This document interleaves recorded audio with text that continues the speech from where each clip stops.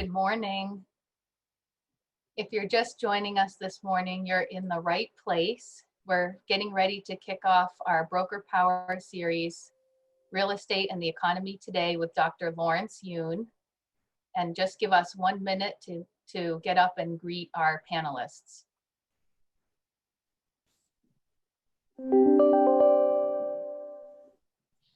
Mr. Rosland, how are you this morning? Mr. Wow. Hey, after that nice week, and I'm feeling pretty good this morning. So I'm really excited that we've got Dr. Yoon on this again this morning, because there's no question that a lot of us are wondering what's going to happen in the fall, and not only in the economy in general, but what's going to happen in Massachusetts. So should be a good morning. Well, we're looking forward to it. Let's get things started, Leaf. First, I do, as your 2020 president, I'd like to say that it's a great honor to be joining Dr. Yoon this morning. I see that Dr. Yoon joins us now. So thank you for being here. I want to do a couple of acknowledgements, and then we'll head right into Dr. Yoon's presentation. Leaf is here representing our broker owner task force. Leaf, thank you so much to you and the members of the task force who you see here for all the work they've done. We are very excited to hear what Dr. Yoon brings to us. I'd like to quickly read through the bio for members who are joining us to provide some background, and then we'll get right into it. And so, of course, you might know Dr. Yoon is the chief economist of the National Association of Realtors. And so in that role, he oversees a wide range of research activity, including the existing home sales statistics and affordability index, and the profile reports we get for home buyers and sellers updated each year.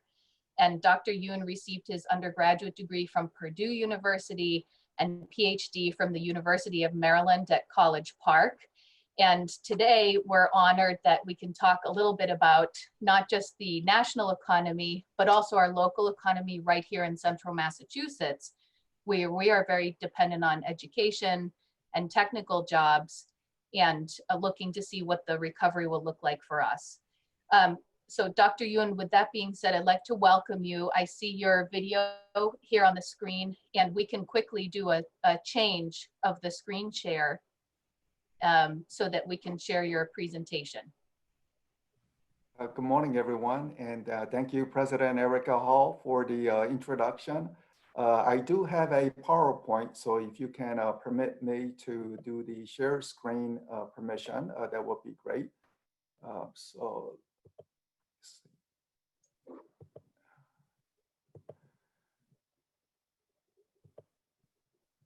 the Zoom fairies are working behind the scene, and I see that your screen is sharing now. All right, great. So certainly, you know, we are in a very unusual time. I'm sure, you know, our life has been disrupted in many, many ways. I don't know if the school system in Massachusetts is open, but here where I am working from home in Arlington, Virginia, office would be in DC, but because of the DC mayor's restriction, we're not back in office.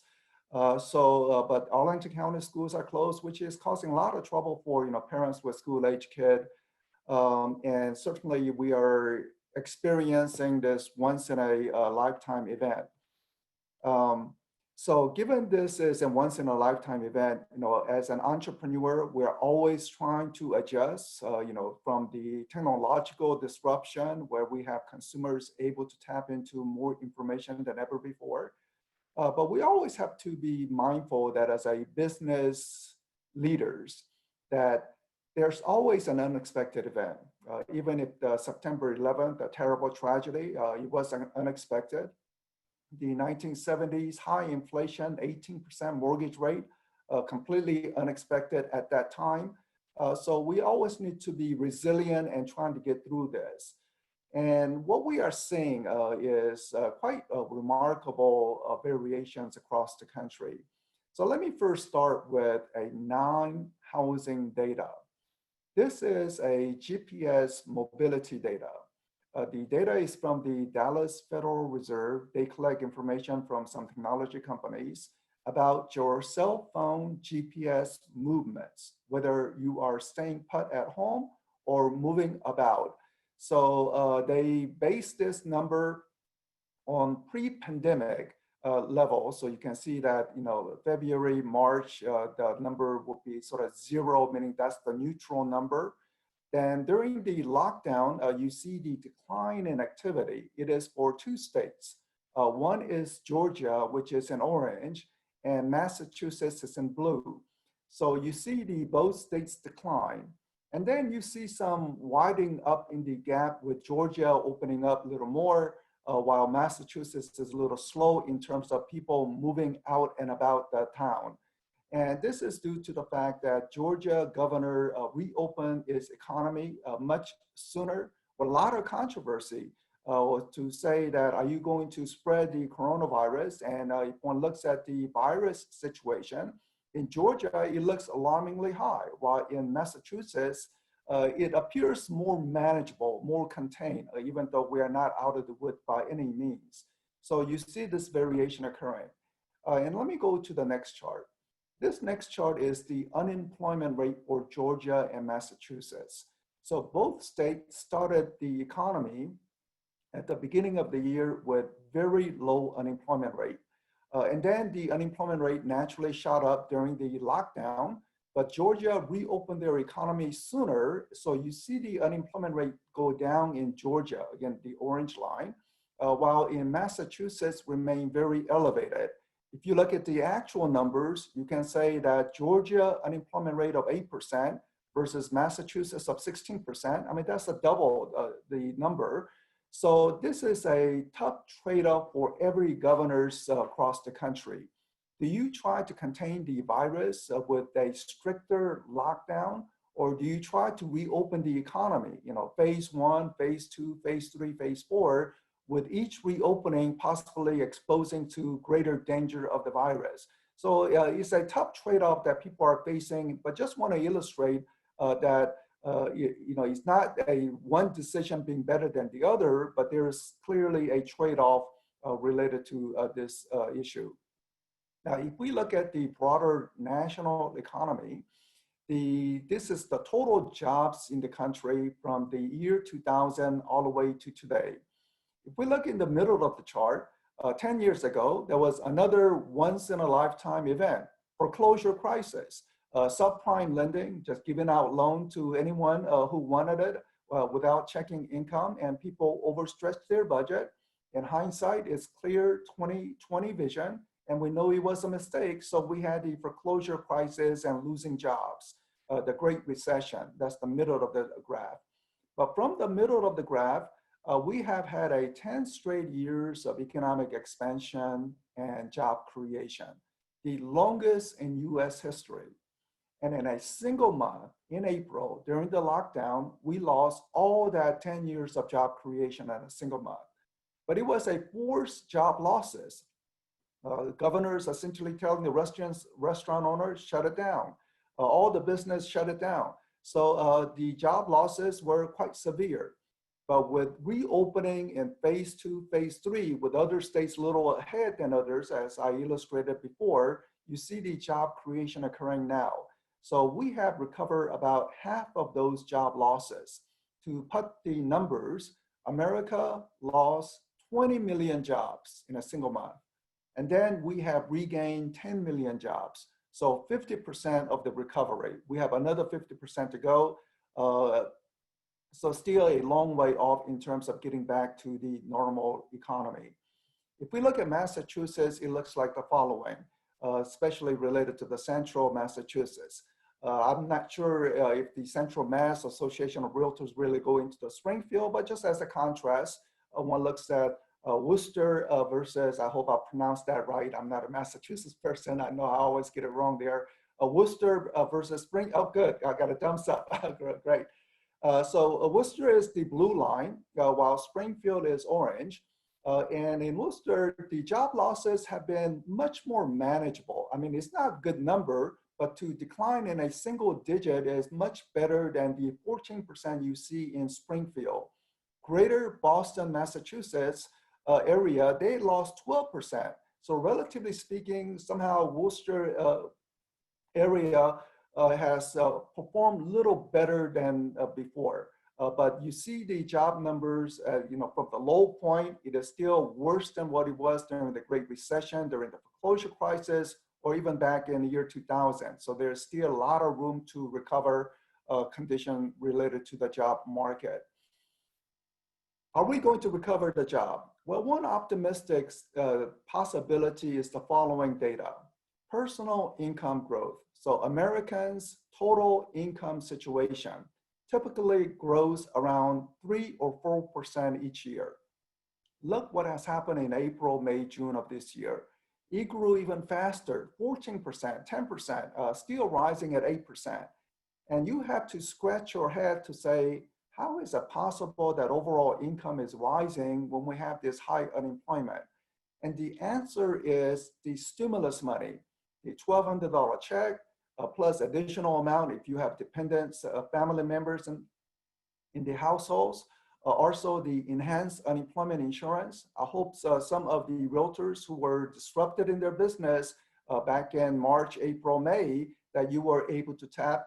And you have to give thanks to all the local association president and President Erika Hall, because they were instrumental in getting NAR advocacy position in Washington to say the realtors were working hard. It was not the fault of the realtors as to why the businesses were disrupted. So therefore, the unemployment insurance should be available to the independent contractors for the first time ever.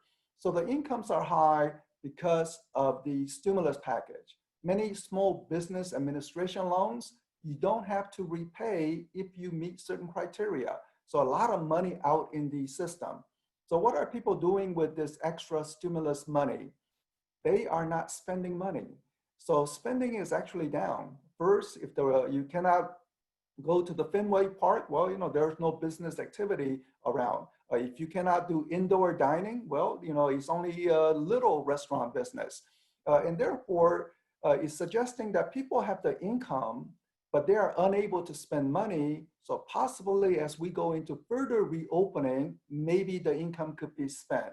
Now, particularly in the greater Boston, Worcester area, where you have many university student population, where many are just studying online from home, that was very harmful for college exposed towns like the Worcester and the Boston area, because you need students to show up to get the economy going.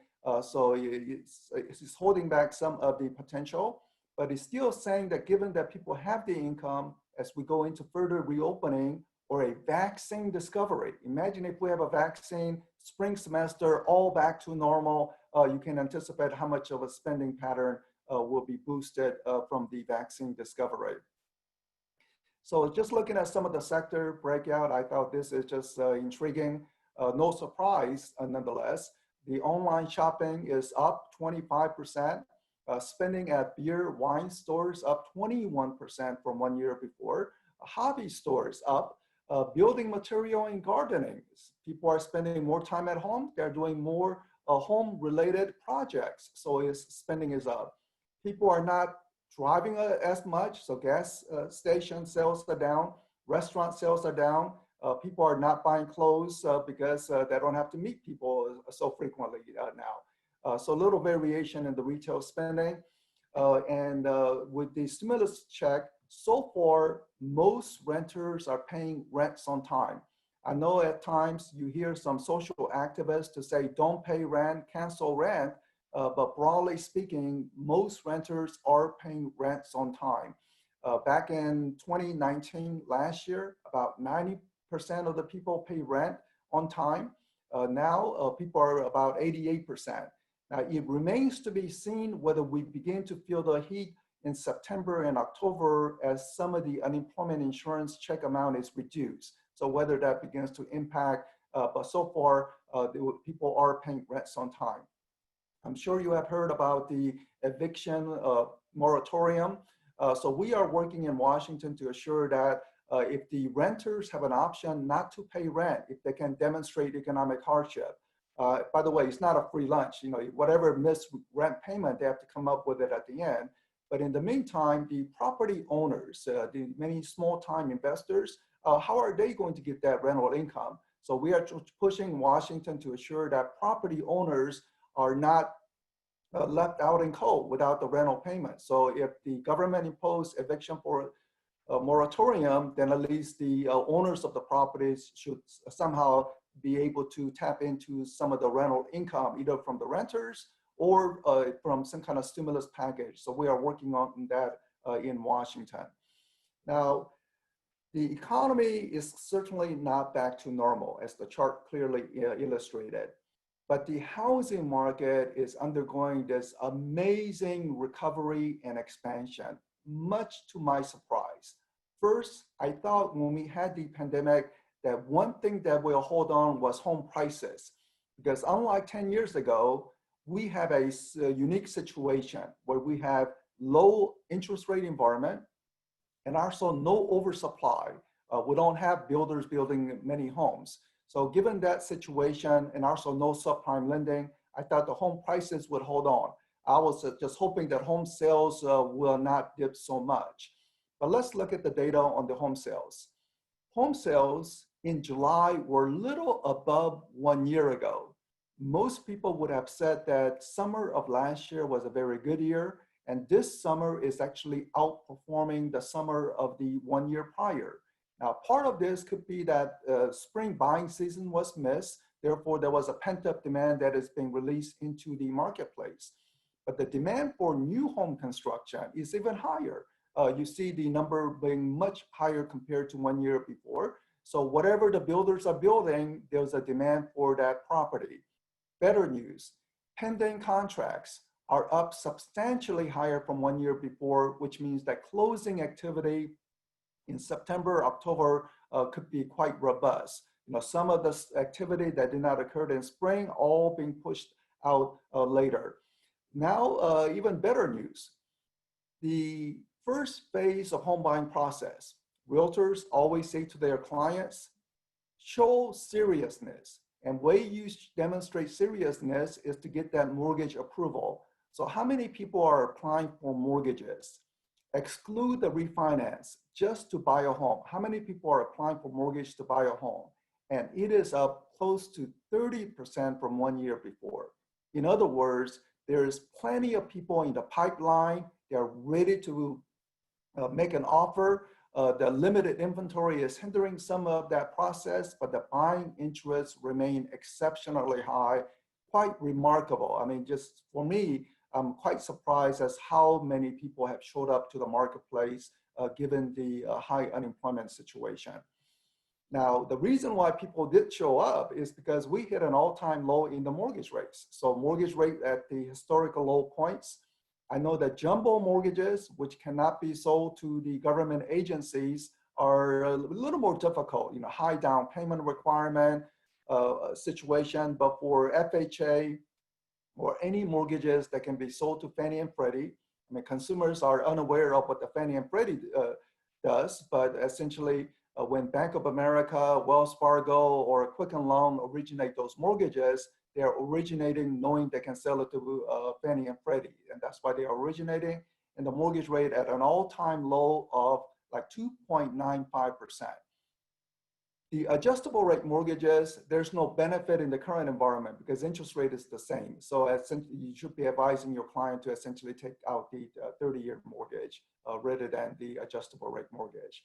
Now, 15-year mortgage, there's a little lower rate. So people who can make those large monthly payments, the 15-year could be a better option. But between the 5-year adjustable or 30-year fix, go with the 30-year fix because there's no benefit in getting the adjustable rate mortgage.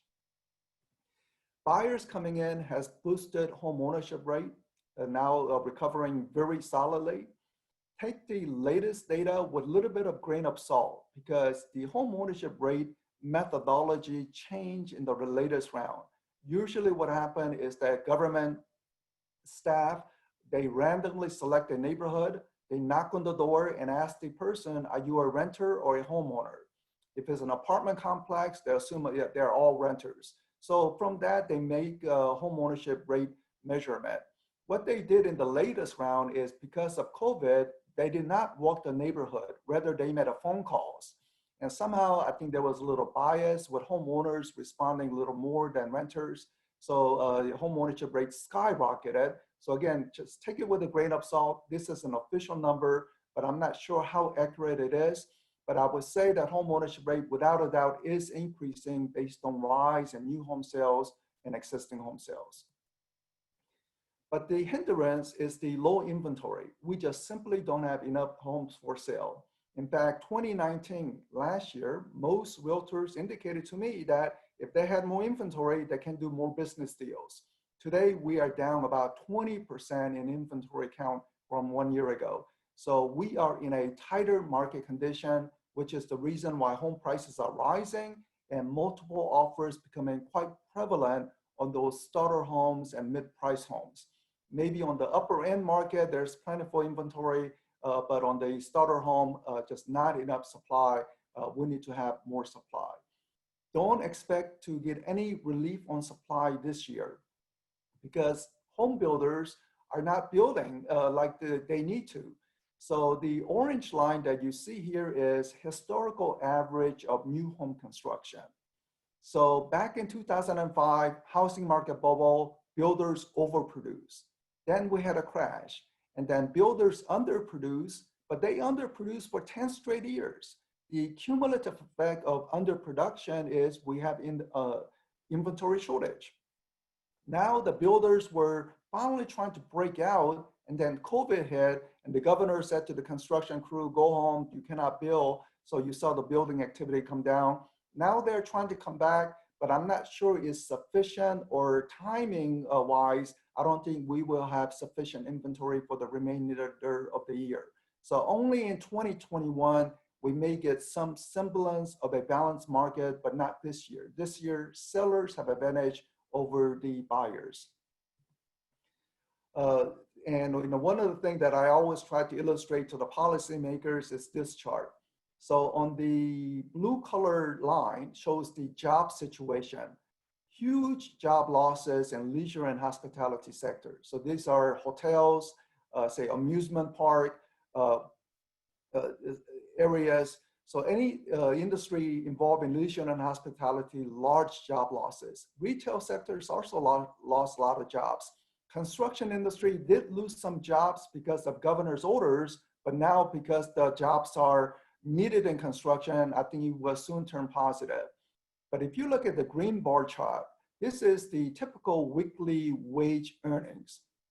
So in the leisure and hospitality, they make maybe $400 a week.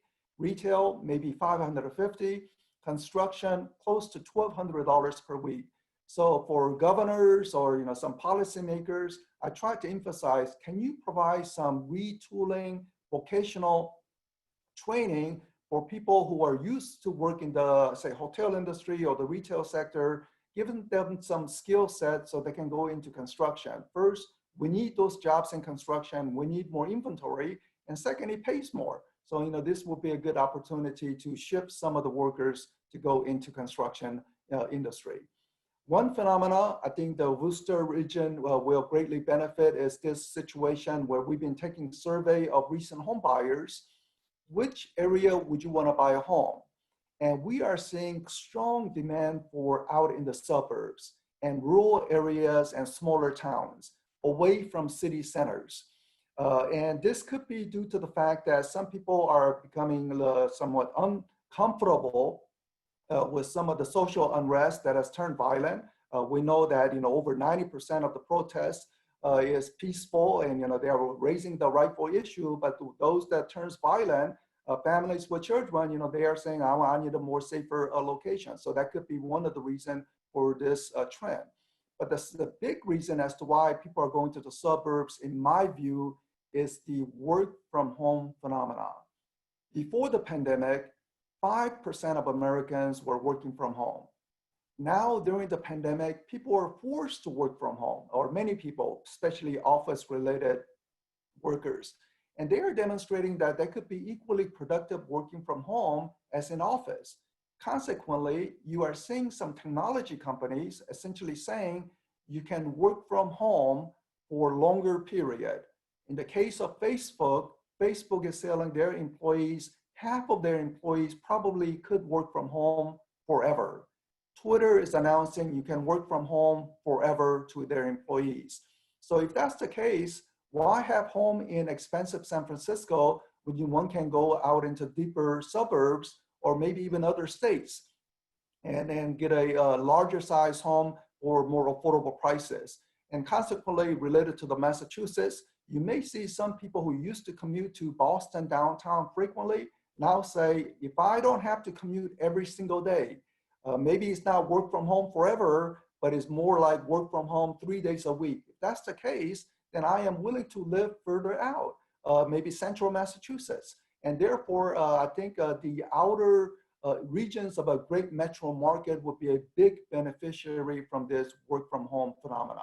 So I think you are well positioned in central Massachusetts. So now going into the forecast is that I see that home prices are rising, continuously because of the housing shortage. Home sales, I have upgraded the forecast.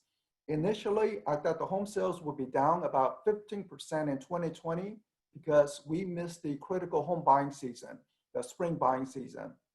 But the second half is so strong, I think we will make up for any lost sales in the spring. And then as we go into 2021, as the economy reopens more, job creation. And the Federal Reserve has indicated they will keep interest rate low for a long period. So I think throughout 2021, mortgage rate should be at essentially what it is now, 3% average. Those are a great combination. Job creation, low rates. We need more building. We need more construction workers so we can have more inventory. So things are really lighting up positively in 2021. And my final comment is that going to the suburbs, as I mentioned, appears to be more new trend that is developing because of the pandemic. Without the pandemic, we had that downtown revival in many cities across the country. So if we look at the move towards the suburbs, the first wave was really in the 1950s. That's when people began to have automobile for the first time. So you said, whoa, I have a car. I want to, I can move around. So people said, I can live in the suburbs. But back in the 1950s, because of the Jim Crow laws, there were many covenants on the neighborhood to say you cannot sell the home to African Americans, Black Americans. So they would clearly deny that opportunity. Now, fortunately, Civil Rights Act has been passed, but the second wave that occurred was really related to the crime wave in the 1970s. So we need to assure that all this violence that is current, we need to contain that because, I don't think, aside from few extremists, no one likes any kind of violence.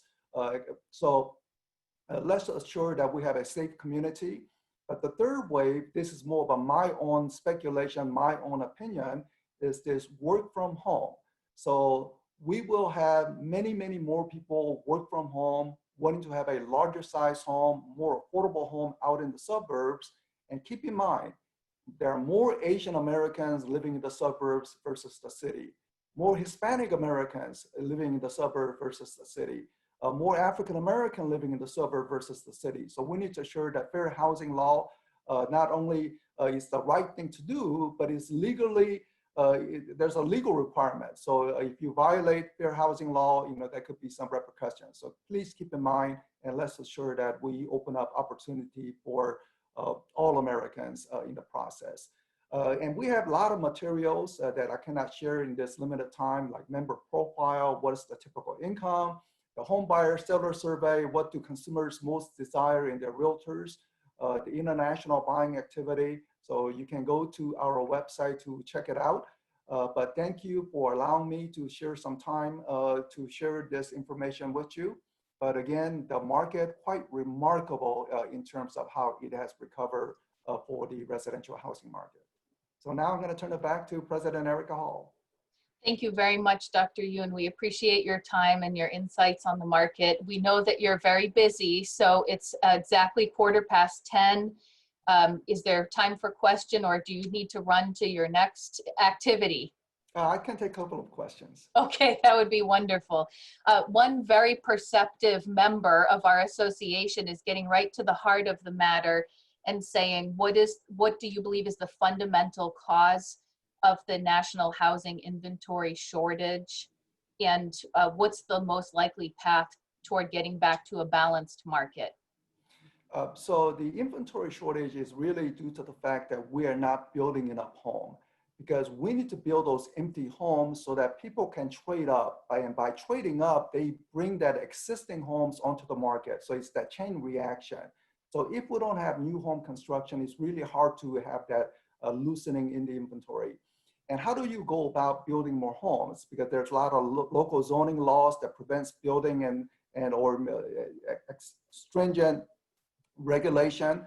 So if there's a one bipartisan issue, is I would say trying to focus on building more homes, because I remember Senator Elizabeth Warren mentioning maybe we should tie some of the federal funding to assure that NIMBYism do not limit supply. So if you want to receive some spending to build highways or improve your roads, you would need to assure more housing supply. So that's from Senator Elizabeth Warren, but that's also from President Trump. President Trump is also trying to make a similar statement to say we need to remove some of the regulatory barriers. So I think there's some potential bipartisan agreement to get more home building because we need to have that more supply. Thank you. We have a skeptical member who's asking if this preference for rural/suburban living versus urban living is a meaningful and lasting change in your opinion, or is this a knee-jerk response to a pandemic from this spring and folks will eventually migrate right back to urban centers? Is it a lasting trend? I think what was surprised is that as people are working from home, and it's a divergent economy where we had the hotel industry, medical healthcare industry. I mean, they're out in the front lines working in and out. But people working in offices, they are able to work from home. And what they demonstrated is they can clearly work from home with equal productivity. And I think many companies will begin to recognize that if they don't offer this work from home flexibility, it's not like work from home forever. They will steadily encounter difficulty in recruiting talent. So I think this work from home will become quite permanent situation. So it's not forever, but it's more like come to office 2 days a week, other 3 days work from home type of situation.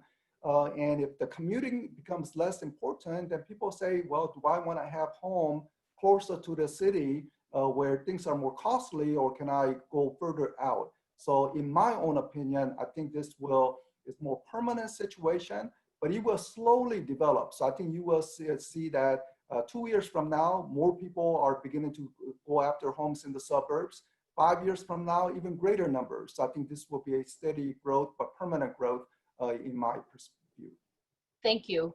I have a last question, which is kind of in two parts. The first is, some economists are now talking about a K-shaped recovery, where we have some folks who have maybe not even experienced that big a disruption to their normal life finances and economics. But we also have some folks who have experienced devastation, and maybe with more to come, foreclosures and evictions. So the two parts are, as realtors, how should we think about the impacts of a large wealth gap that's increasing day by day, and what are some ways we can approach that in our own practice? And the second part is the federal intervention that's taken place so far. Is this an artificial stimulation to the economy, or have we sustainably sort of stabilized the economic impact? I know that's a lot to talk about, but we had some members who were really curious about this. The people are talking about the K-shape to say that, is it a V, U as part? But I think the K-shape is a very good description, because there are many people who have seen their home values rise, that's their wealth. And also the stock market, aside from past few days, has done quite well. So they're saying, oh, I am at an all-time high in my wealth. Yet you have families who have lost job, or a second member of the family don't have a job, or reduced hours. And now they're facing potential foreclosure. So we are in a complete divergent economy. So we have to address some of the wealth inequality gap. But this was also long-term situation. And one of the best way to address that, I'm not really in a position to look at all the policy, just related to the real estate, is that if we can enlarge the home ownership opportunity, because we have clearly seen that home ownership is a path to wealth building if we don't make a mistake like subprime lending.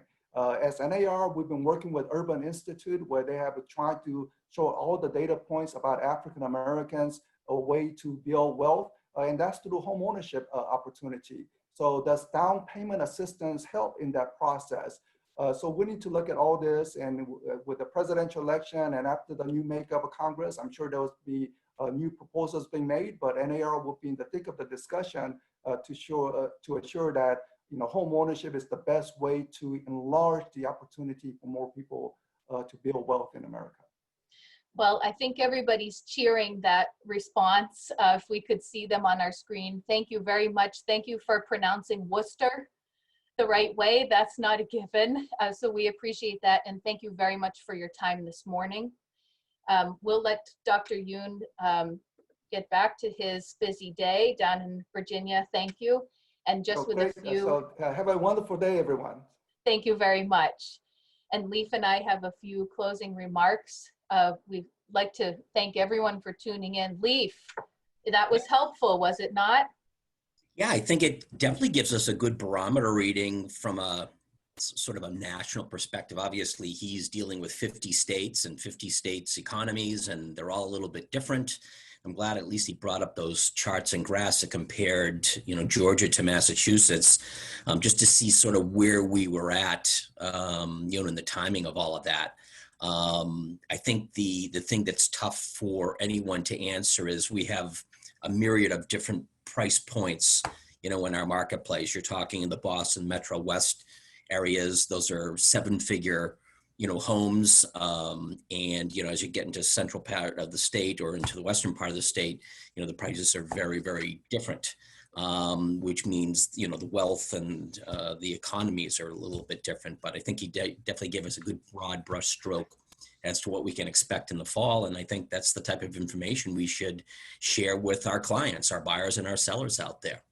I mean, I think a big takeaway from this is that, he seemed pretty certain that the trend toward suburban and, commuter housing and bedroom towns, and let's face it, that's what we are here in Central Mass. We are bedroom community to Boston. And so I think that bodes well for our local marketplace. That was sort of my big takeaway from today. Yeah, I think the big takeaway that I saw was the unemployment numbers of Worcester versus Springfield versus Boston. Although the Boston chart wasn't up there, I think he mentioned 12%. And that tells me an awful lot about the desirability of Central Massachusetts, and not necessarily from the standpoint of having a commuter rail available. The affordability factor, the ease of driving around, the lack of congestion, all those things should bode very well, I think, for us in the Worcester County market moving forward, certainly into the fall.